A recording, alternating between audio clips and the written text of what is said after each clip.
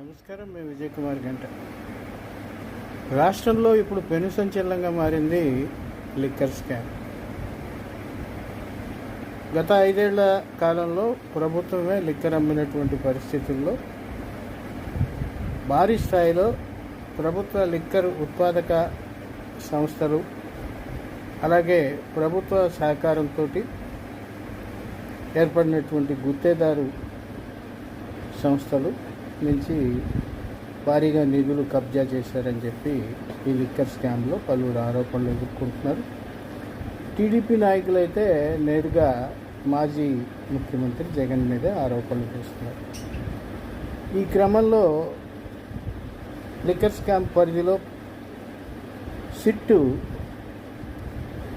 పలువురిని నిందితులుగా పేర్కొన్న కీలక నిందితులుగా ఉన్నటువంటి 5గురిని మాత్రం అరెస్టు చేసి ఇన్వెస్టిగేట్ చేసింది. ఆ తర్వాత వాళ్ళు సబ్ జైల్ రిమాండ్లో ఉన్నారు. ఈరోజు అనుకుంటే వాళ్ళు సబ్ జైల్ రిమాండ్ పొడిగించారు. ఈ క్రమంలో మామూలే టీడీపీ నేతలు స్పష్టం చేసి చెప్పేస్తున్నారు, జగన్ జైలుకి వెళ్తాం ఖాయం, ఇక అక్కడి నుంచి అక్కడికే వెళ్ళిపోవటం ఖాయం. ఈ లిక్కర్ సూత్రధారి ఆయనే. మొత్తం డబ్బులు మొత్తం కూడా తాడేపల్లి ప్యాలెస్కి చేరుకున్నాయి. దీని మీద ప్రజల్లో పలు అనుమానాలు వ్యక్తం అవుతున్నటువంటి నేపథ్యంలో చంద్రబాబు గారు సీఎం చంద్రబాబు చాలా డిగ్నిఫైడ్గా ఒక కీలకమైనటువంటి స్టేట్మెంట్ ఇచ్చారు. దయచేసి మంత్రులు కానీ ఎవరు కానీ లిక్కర్ స్కామ్ మీద వ్యాఖ్యానాలు చేయొద్దు, చేస్తే ఇది ప్రభుత్వం కచ్చగట్టి గతంలో తన అరెస్టుకి ప్రతీకారంగా చేసిందనే అనుమానం జనంలో కలుగుతుందని చెప్పి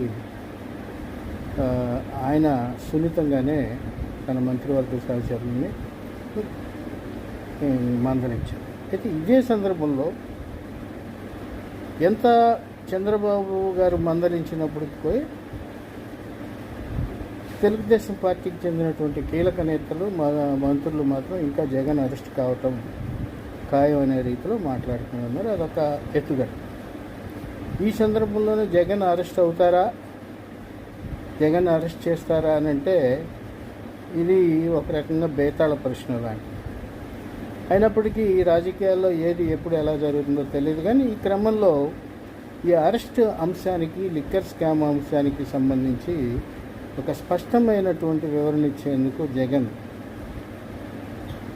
ఈ నెల 22వ తేదీన కీలకమైనటువంటి సమావేశం కార్యకర్తలతో ఏర్పాటు చేస్తారు.